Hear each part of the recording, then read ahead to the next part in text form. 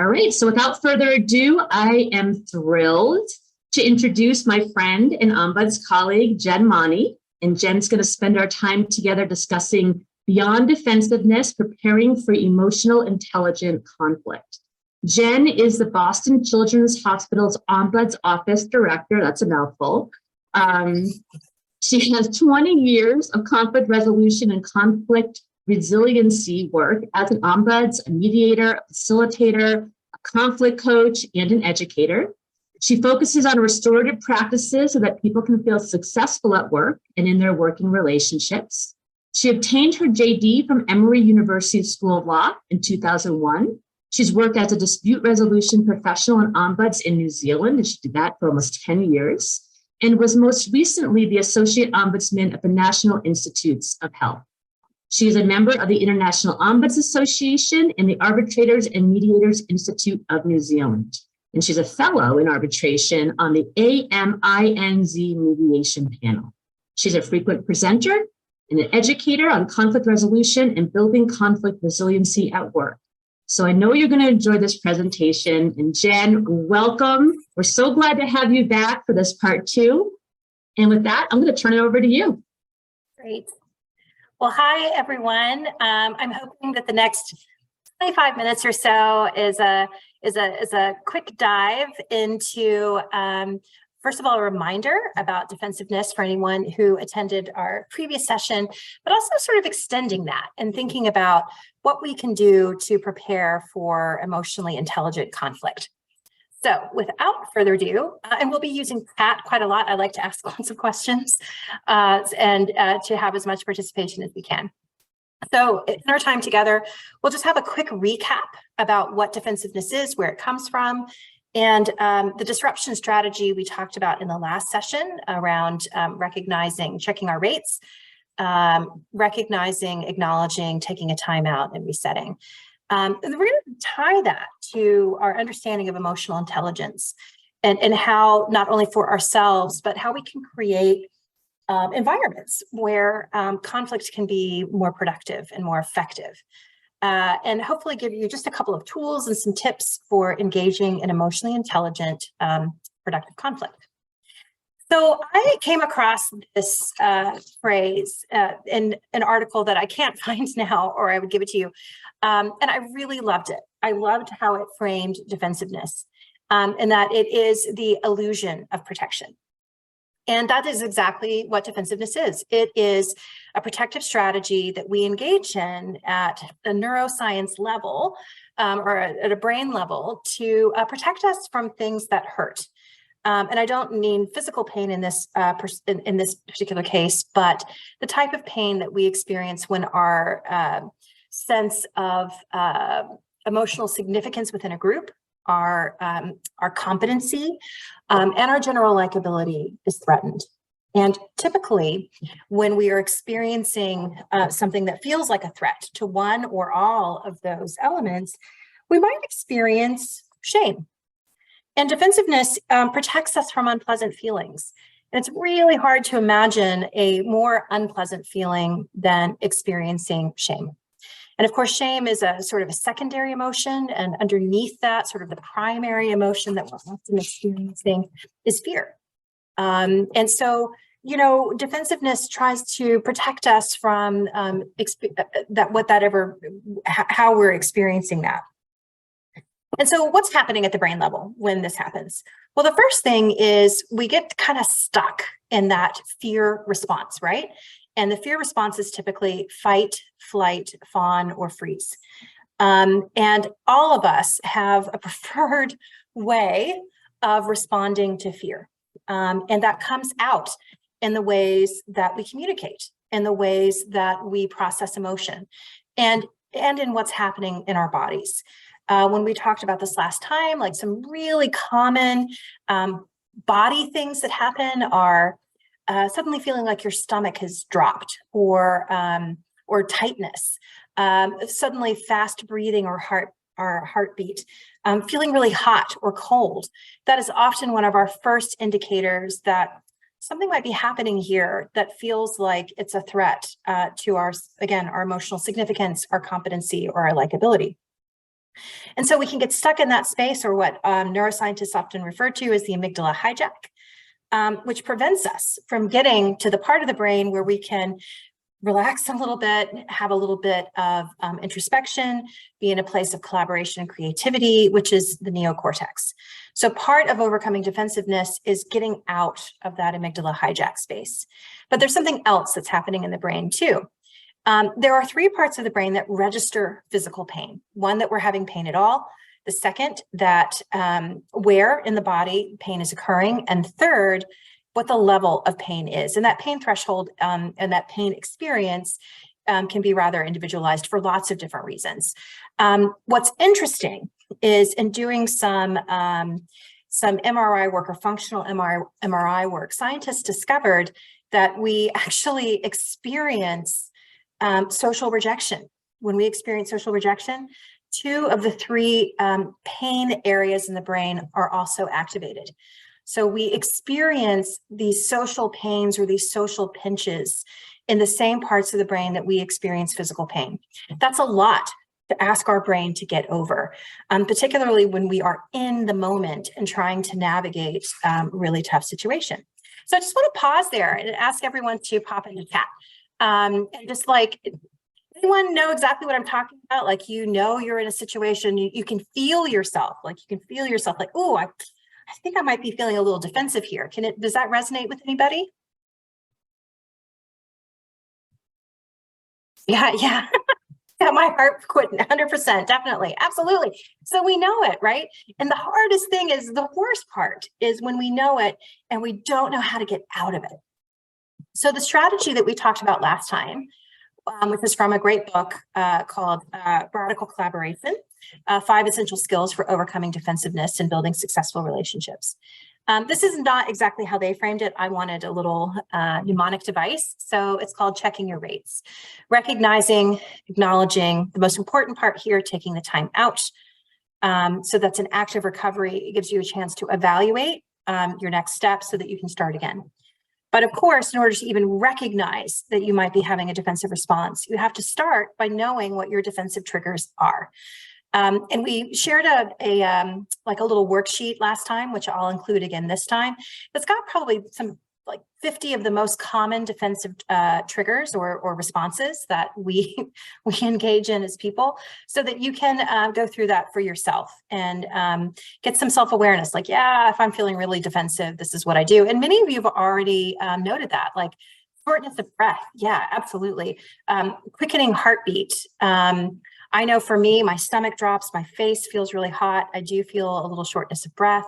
It is, it's often that body response that tells us, I think something here is causing me to feel a little defensive. And so we have to acknowledge that we're feeling defensive. And I mean, literally, like saying to yourself, I think I might be feeling a little defensive here. And that just calms things down. It's a little bit like naming and taming. It's like, oh yeah, now I understand what it is that's happening here. I know what to do about it. And the goal is to take a time out. Sometimes that timeout is just a couple of seconds. Sometimes that timeout is a week or more. It depends on how well you are able to re-enter the conversation and really hear what the other person is saying and be curious without judgment. And I think that's the hardest thing is, many of us feel like, yep, I can re-enter the conversation in the sense of I can keep a relative sense of calm, or I'm not, going to get very angry or combative. But the real trick is, can I be in this conversation and really listen without judgment, really listen with curiosity? Because if the answer is no, probably need to rethink the timeout strategy. And we gave some examples, like some really low risk, low level, don't require sort of any vulnerability or transparency strategies. We talked about like patterned breathing, or my personal favorite, taking a sip of water. These are physical acts that also can sometimes do like a hard reset in the brain, but they also just slow things down for a minute. And then we talked about some medium transparency strategies. These need to be authentic. I genuinely have terrible handwriting, so I don't ever feel bad saying, hey, just give me a minute. I want to take some notes here, and I have bad handwriting and I want to make sure I can read it later. And then, of course, talking about really explicit strategies, which look like, this conversation is really important. I can tell it's important for me too. I don't think any of us are enjoying how it's unfolding right now. Can we just take a minute? I know I need to take a minute. And can we come back to this later and suggest a reasonable time to do that?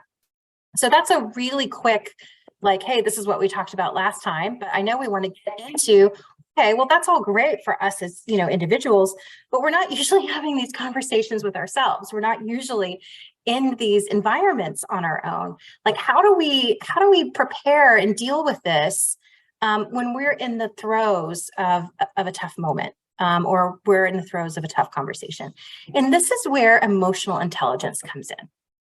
So hopefully many of you are familiar. Sorry, great comment. I hope we're going to dive into disrupting defensiveness for others. Naming someone else's defensiveness never seems to go well. Yes, I love that comment. And yes, we are going to talk about things that we can do when the rest of this is really just about how we deal with conversations and situations. And you're right. Who in the history of time has ever calmed down when they've been told to calm down? And whose defensiveness has ever been disrupted when someone has said, stop being so defensive? I imagine probably no one's going to raise their hand to that, because these are things that also produce shame. They also call out potentially a sense of competency. We all like to think that we can handle situations, and for someone to say, hey, you're not at your best here, that can feel like an attack or a threat on our sense of competency, our emotional significance, and frankly, even our general likability. So I love that comment. Thank you, Sarah. So very quickly, Daniel Gollin's model around emotional intelligence is really relevant here. I've done a lot of work around emotional intelligence. I've done a lot of work around defensiveness. And when I came back and looked at the emotional intelligence grid, I realized the whole left side about personal competence is really about understanding and taming our own defensiveness. It is about self-awareness. I understand my emotions. I understand my emotional patterns and what I would add there, particularly when I feel under threat. And I have the ability to self-manage. I can regulate. I can recognize, hey, I am not at my best in this moment. I need to do what I need to do to take this time out. And I think, really what's great about this is if you have done some of the work around defensiveness, or you did some further study after our last meeting, you've kind of already checked off the personal competence category, or at least started some additional work there. It's the right-hand side that we're focusing on here today, which is that social awareness and that relationship management. I'm able to read people and read their emotional experiences, and generally speaking, they're accurate.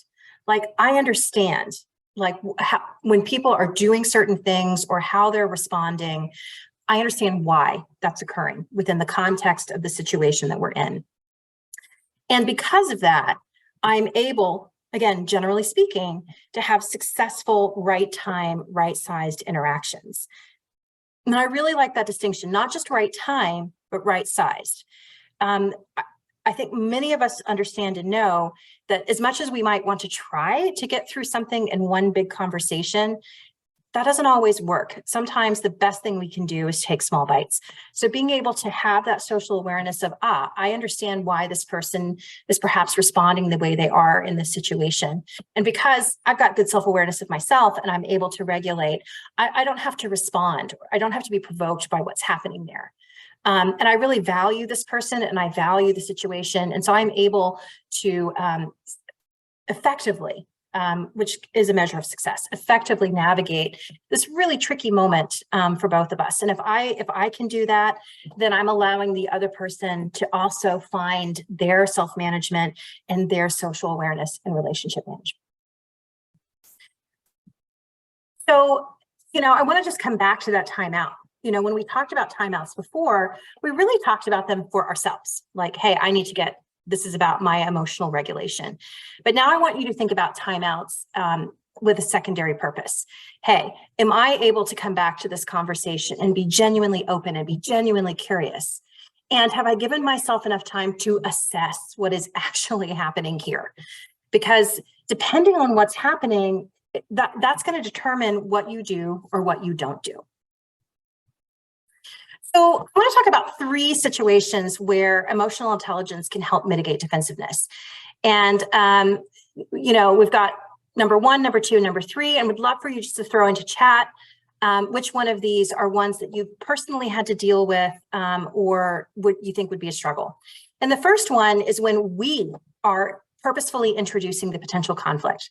Where I see that come up most often is when we have to give feedback that we know is going to be unpleasant for the other person, or even worse, has been present for a long time, but we are actually the first people who are going to have to say, hey, there's an issue here. So we're the ones we are introducing that potential conflict. And then the second one, we're having a conversation. You can feel it's a little tense, a little dicey, but it feels like out of nowhere there's an emotional explosion. There's a huge escalation, and it feels disproportionate or outsized to what we're experiencing in the conversation or what we're able to assess is happening in the conversation. And then 3, which I think all of us struggle with, is we get caught in that dance, that escalation dance, where we're both feeling emotionally provoked. We're both feeling a little bit of a threat to our competency, our likability, our emotional significance. And then we realize, oh, wait, I think I know what's happening here. And we're trying to pull it back. So we've been participants in escalating the conflict. And now we're really trying to bring it back. And just quickly looking at the chat, seems like a real prevalence of number 2 and number 3. And I appreciate the comment. I just avoid conflict at all costs, which means it's going to get worse. Sometimes avoiding the conflict is an appropriate strategy. It really depends on so many different factors, and we could probably do a whole nother session just on that. And in fact, Liz, I'm pretty sure you've had some sessions on that. But, I just want to say, that's not always the worst option. And today is not about saying, if you're not able to do this, or if you use a particular strategy that's a problem. It's really about, does the way that I've done it in this situation best serve me? And that's really what we're talking about today. What are some things that best serve us? And most importantly, best serve the relationship and the other person in front of us. So we're going to just talk about a couple of scenarios that we're going to work with.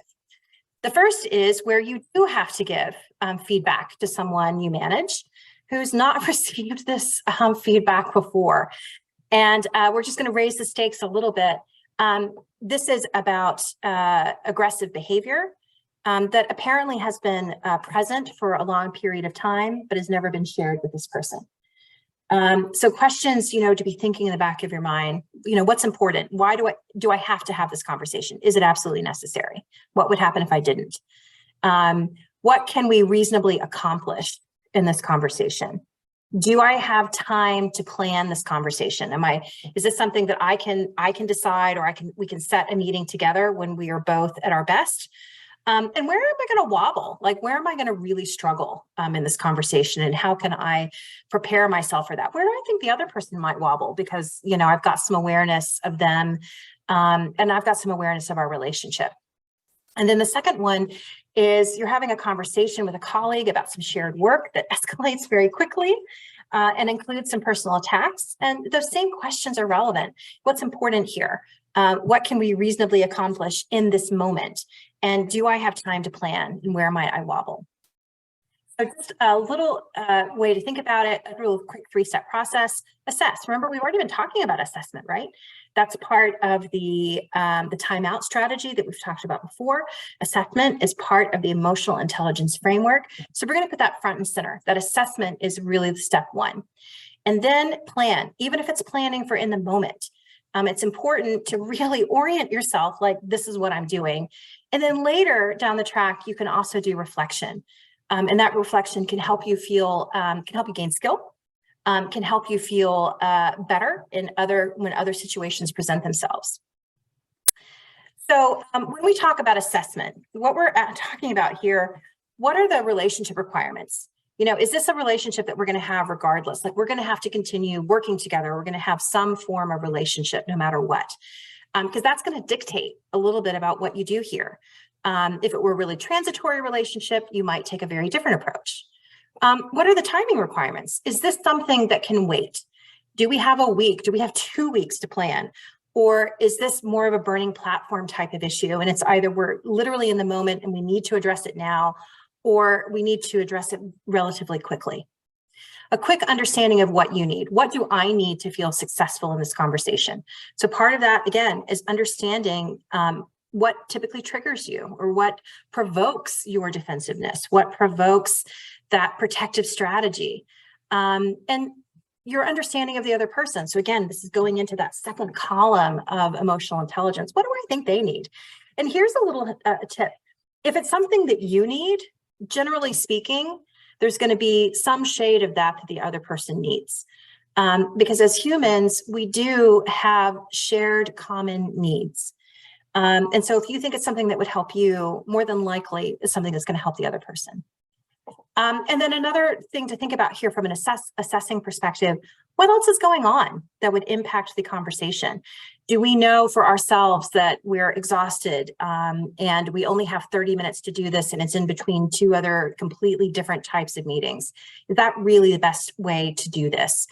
And if it is, maybe it means we have to take some incremental approaches, because we're probably not going to get through it all in a short period of time.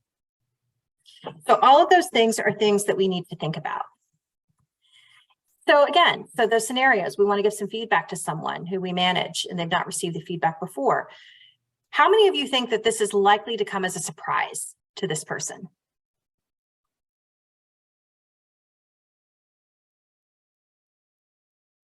Yeah, it's 100% going to come as a surprise. And if what you're telling them is your colleagues are uncomfortable approaching you because what they experience is aggression, what do you think the person is going to do when they hear that?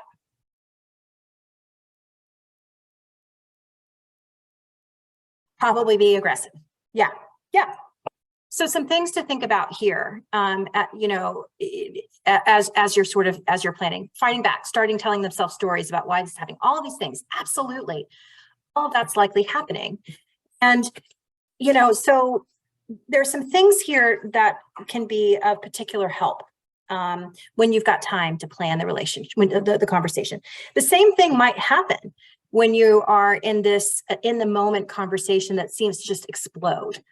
And you're like, whoa, what's happening? Typically, when we're surprised, when we're caught off guard, we might immediately go into defense and offense mode as well. So when we think about step 2, I've got time and this relationship is important or required. So again, can this conversation be accomplished in one go? I would say typically when it's something like this, like the, hey, I've got to give you some really bad feedback, some really tough feedback that I think is going to be hard to hear, and is probably going to come as a real surprise to the other person, it's not a bad idea to think about, how can we stage this conversation? How can I immediately deliver it? And then say, let's take some time to think about this and come back together. There's a technique, you know, in terms of what do you know about the person? So if they're likely to be aggressive, they're likely to start telling stories about why this has happened, likely to start blaming others, all of which are really human responses to something like this. Would the techniques of disarming or intentional honoring help? Intentional honoring is great, and it looks like this. You know, hey, Taylor, to be honest with you, this is something that we should have shared with you a long time ago, and we didn't. And so that's not been helpful to you, and I take responsibility for that. That's what we mean by intentional honoring. We are honoring that the other person, because otherwise it can feel like, didn't you know? How can you not know this? So we're going to honor. Disarming is slightly different. And this might be for someone who tends to have more of a flight response, you know, or who's very anxious, or you can just see it's just like a bundle of nerves.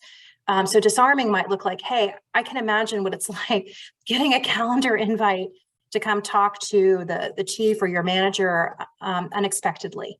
And I want to be clear, this probably will be a hard conversation. The other thing that I've done in both of these situations is I haven't skirted around the issue. I've just laid it right out. This is going to be a tough conversation. And my job is to help you come up, and have as much support that you need to get through it. Okay. That's both intentionally honoring and dismissing. And then thinking about your goal here. Yeah. Direction kind. Exactly, Liz. Some of that pre-work you might do. What's the outcome I'm looking for here? And what's the relationship I want to continue to have with this person? And where do I think there might be some possible interference? What would get in the way of achieving my preference? And how can I state to the person, this is my preference. I don't know that that's yours. Can we talk about that? And when you're in the moment, some of these same techniques will also work. So the first thing you have to assess for yourself is, am I capable of being effective? Because if you're not, then you may need to use that really explicit timeout strategy that we talked about last time. But if you are able, you can stay curious. You can stay in the moment, turning discord into agreement. And so that can look like, particularly if it seems like the person has gotten, from your perspective, has gotten the wrong end of your intention. It can be like, I'm so sorry, I can see how you've interpreted what I've said like X. That is not what I meant. Can we reset? Because I think our focus is on how we're sharing this work. That's changing discord into agreement. You're agreeing that I can see how you would have gotten to that conclusion. Or is this person using a thwarting tactic? Are they just throwing stuff out because all they can think about is protection? So a way of sort of naming and taming that would help is not to say, hey, you're being really defensive, but it might be, we've worked together for a long time and I feel like we know each other, so I'm not sure what's really happening right now.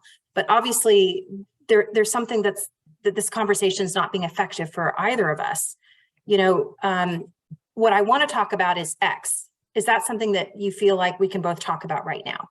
So that's about, you're not calling out specifically the thwarting tactic or the defensiveness reaction, but you are sort of, hey, you're signaling, I see what's happening here. I want to bring it back to what we're trying to do. Can we both do this together? And that's an emotionally intelligent way of doing it. And again, it is frankly direct and kind and is empathetic.